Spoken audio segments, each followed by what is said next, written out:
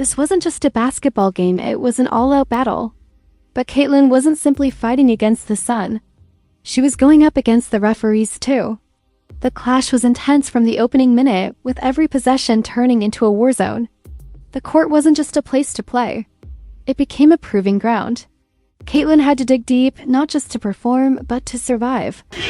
Very unusual. She's hot. Breon January having to hold her back. That relentless and heavy physical contact started to take its toll. Every bump, every body check, and every hit started wearing her down. It wasn't just about endurance anymore, it was about resilience. And as the game wore on, the bruises began to show, not just on her body, but in her movement. 9 points for Indiana. Patented bounce pass looks like she's in pain after that pass.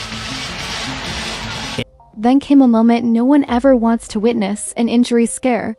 Right before the All-Star weekend, the timing couldn't have been worse. But if you had seen how she opened the game, it was clear she came prepared. Her passes were sharp, her vision precise, she looked like she belonged on the All-Star stage. Hedge on the ball screen, on Clark. Inside, perfectly. Her chemistry with Howard sparked instantly. The connection between them didn't just look good, it was explosive and exciting, something that could shift the momentum of the entire match. It was the kind of play that deserved to be highlighted again and again. Every pass seemed to open a new possibility. She has every shot in her arsenal. Now Sheldon, the height disadvantage against Howard. And when Caitlin finally drove hard to the basket for the first time, she didn't just finish the play, she made it matter. She made it count like it was her last shot. Right after that, she seamlessly switched gears and returned to playmaking mode. This time, it was Lexi Hull on the receiving end, and she delivered. Clark has yet to take a shot. There's the first one, and it goes in. Even from beyond the arc, Lexi Hull was locked in, and Caitlin found her right in rhythm. The timing was flawless, and it showed Caitlin's high basketball IQ. Her awareness, even under pressure, allowed her to put her teammates in the best possible position to score. It was pure leadership in action. NC State this year, Clark to Hull. Spin, shoots, and gets the ball. The energy in the arena was electric. The crowd fed off every move, every pass, every drive. And Caitlin? She was thriving in the heart of the storm, standing strong in the belly of the beast. Hull spots up and nails it. The bigger the moment, the more she seemed to rise. But the Sun had figured out that to stop her, they had to turn up the physicality. Things began to get rough inside the paint. Pushing, shoving, contact. Caitlin faced it all. But she didn't let the chaos shake her. She stayed calm and composed, navigating through traffic with poise. She was being tested, but she knew how to walk that tightrope between aggression and control. Here comes Clark. Working against Sheldon. Slices in, and JC got her. That's the aspect of Caitlin Clark's game that... She attacked the paint again, clearly getting fouled. But that's when the officiating started to raise eyebrows. A certain referee made their presence known in the worst way. The calls were inconsistent, and that opened the door for the Sun to get even more aggressive with each play. Clark off glass. Good heavy by Clark. She froze the defense, and now Indiana run. How about the... Then came a moment that stunned everyone, a blatant swing at Caitlin's face, yet the referees didn't even bother reviewing it. And right after, that same ref once again influenced the game with questionable decisions. The tension between player and official was now undeniable and growing. 7 from the floor has missed all 3 of her threes. Following a timeout, Caitlin approached the referee. It wasn't a confrontation, but a clear attempt to communicate, to be heard. But instead of easing the situation, things began to heat up even more. That short exchange marked a turning point. From that moment, it felt like the game wasn't just physical, it was political. Another one, Morrow couldn't handle it. They say it's off Clark. Yeah, they just did faster. The referee's calls became noticeably pettier, almost as if they were targeting her. The officiating felt personal, not professional. That was all it took for Caitlin to finally reach her boiling point. She let her emotions show, not in a breakdown, but in a controlled, defiant moment of frustration. The message was loud and clear. She wasn't going to be silent anymore. Road this season, Caitlin Clark is a combined 1 for 32 from three-point range.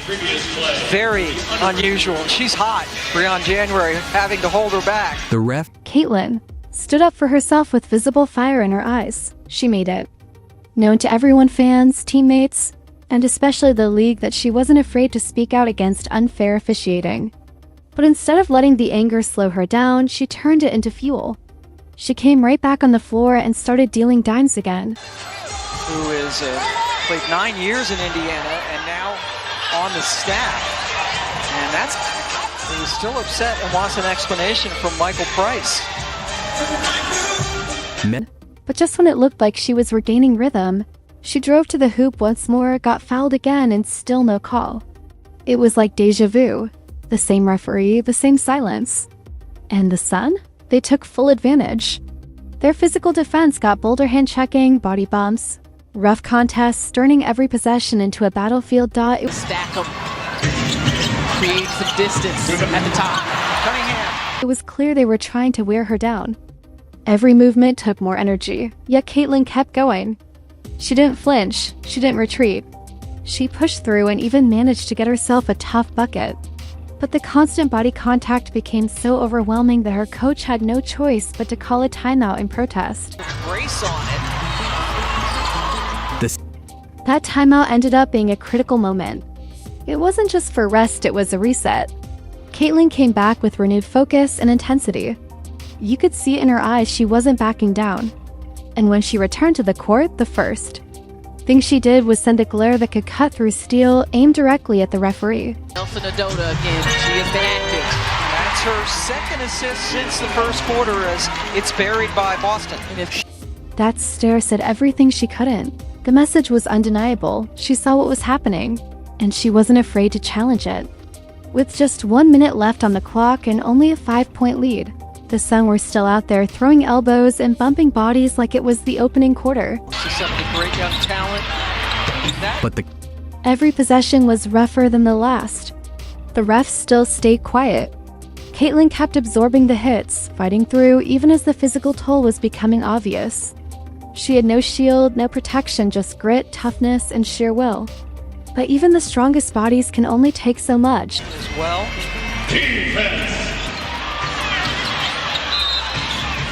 Stephanie White called a timeout, is upset at what she thinks is a lot of hand checking on Clark that was not called.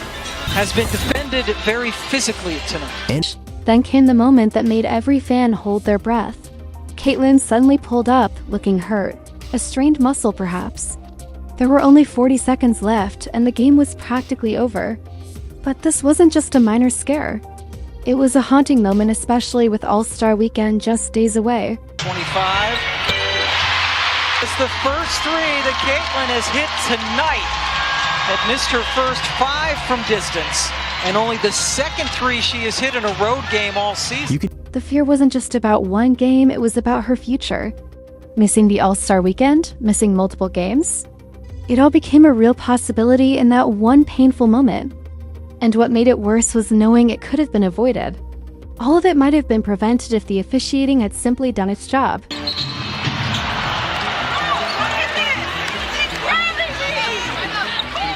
Caitlin was heartbroken, and who could blame her? She had spent the entire game fighting, against the opposing team, against the refs, and now against her own body. The battle took everything out of her.